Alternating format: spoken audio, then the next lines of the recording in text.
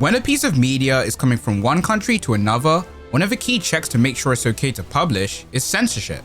And the Pokémon Adventures manga is a manga that has a few of these occurrences. Despite being a manga famous for its infamous quote-unquote dark moments, as well as having an artist who really likes drawing very specific panels of characters, Pokémon Adventures still manages to find itself being censored when brought overseas. So in today's video, I'll be telling you about the 7 times the Pokémon Adventures manga was censored. Starting off, we have one I talked about recently, being Green's Pokeballs. In the first arc of the manga, the Red, Green and Blue arc, Green is having a battle against the Team Rocket member Sabrina. In this battle, Green gets her movement disabled with, surprise surprise, the move Disable. To get herself out of this situation, Green taunts Sabrina by comparing the looks between the two of them, flaunting off her chest. Sabrina gets angry at this and gets her Pokemon to attack Green in said area. However, it's revealed that under her dress actually lies Pokeballs, containing Green's Jigglypuff and Clefairy, which she uses to confuse Sabrina. Over here in the West, this scene was changed to have Green simply diss Sabrina, making her lose focus. A clever gag and strategy that works very well with Green's character, as she's known for hiding things with her clothes, for example the time she used Ditto as a fake hand. But for this specific situation, the censorship makes a lot of sense. Our next censorship case comes from the Gold, Silver and Crystal arc of the manga. Crystal, one of the main characters, tries and ultimately fails to capture the legendary Pokemon Suicune, despite trying her very best. After this fail, Crystal ends up in a bit of a depressive state, as her main talent of catching Pokemon has failed her, when she needed it the most. Coincidentally, Crystal's mother Mirai happened to be passing through the area, and upon seeing her daughter and finding out why she's in a slump, she slaps her across the face, giving her a pep talk on not to give up. This ends up being exactly what Crystal needed, as after this she would find the will to keep on going. In the Viz translation, this slap was changed to just being a simple glare, as having a mother hit her child was most likely seen as too violent, especially when considering the relationship between these two characters, with the responsible Crystal being the exact opposite of her irresponsible mother. The next case after this is a similar one, with a child and parent sharing a rocky relationship, specifically Ruby and his father, another case I've talked about on this channel before. Taking place in the Ruby and Sapphire arc of the manga, Ruby runs away from home in order to follow his dream of competing in Pokemon contests, despite the disagreement from his battle-loving father. Norman would then go on a wild goose chase trying to find his son, and eventually he would catch up to Ruby and be infuriated with his son's actions, throwing him around, grabbing him by the collar and worst of all, punching him. Although Norman may seem like the bad guy, this situation's a bit more complicated than that, and if you want to find out more about it, go check out this video I made on the battle. But simply put, Ruby's actions were way too rash and irresponsible, failing to think about how his mother would be feeling knowing he ran away without even a word. In the Viz translation of this scene, Ruby still gets thrown around and held by the collar, as those scenes weren't as bad, but they chose to change the punch to a lightning strike, making Norman lose his grip. A very goofy censorship, especially with the way the characters react to it. Another censorship coming from the Ruby and Sapphire arc is much more of a light-hearted one.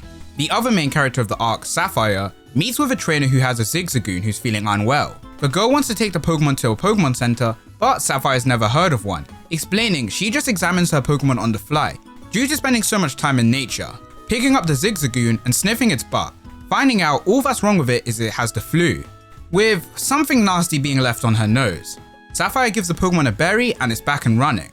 This is of course changed in the Viz translation, where the Pokemon's behind is erased and Sapphire explains all she's doing is feeling around the Pokemon's glands to see if they're swollen, which they are, giving it a cold. Although it's a change from the original, at the same time it feels like it makes more sense, because finding out if a Pokemon has a cold from simply smelling it doesn't really make sense. We now go to the Unova region, where a major battle between the Shadow Triad, Forces of Nature and the region's gym leaders has occurred, as well as the event of Getsis ambushing the Ice-type gym leader Bryson. Once the gym leaders are defeated, they get kidnapped by Team Plasma, who hold them hostage at End's castle, crucifying them all on crosses. Okay, it doesn't take a genius to figure out why this had to be changed, but the religious connotations here were way too risky, even for the already risky story of the Black and White games. In the translated versions, this was pretty tackily edited to having the gym leaders tied to the pole, and looking at them, their arms have definitely seen better days.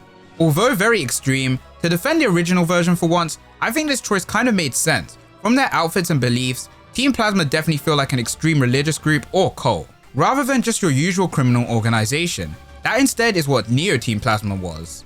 For the final two, I've decided to bunch them up, since they regard the same character and situation, being the XY arcs Y. This girl and her friends are being hunted by Team Flare, making them always have to be on the move. This includes always camping outside. Another thing about White is that she's a Sky Trainer, and even whilst being hunted by Team Flare, she wants to get her practice in. But on one certain occasion, while she's changing after practice, her clothes get snatched by Electrike, with her boldly telling her friends this, without really thinking about her dressing situation. Furuki comes to the rescue though, giving White a top made out of Frubbles, which is pretty cool to be honest. This was changed in the Viz translation, to instead White wearing a bra, which is once again a perfectly understandable censorship. The second occurrence however is much smaller and honestly much more odd. But a censorship is a censorship, nonetheless. So taking part a bit after the Electrike situation, White ends up being depressed after finding out her mother's been missing. Of course due to Team Flare. We see her sitting down, whilst partially in her regular clothes and flying suit. Personally, I don't see what's particularly wrong with this panel, but the team over at Viz clearly saw something they didn't think was right, editing the panel and removing this piece of clothing. What this is exactly, I don't actually know, but to me it just looks like a bit of a flying suit. But as I said, a censorship is a censorship. And with that, that's all 7 censorships in Pokemon Adventures, at least the Viz translation. Do you agree that all these scenes had to be censored? And if not, let me know in the comment section down below.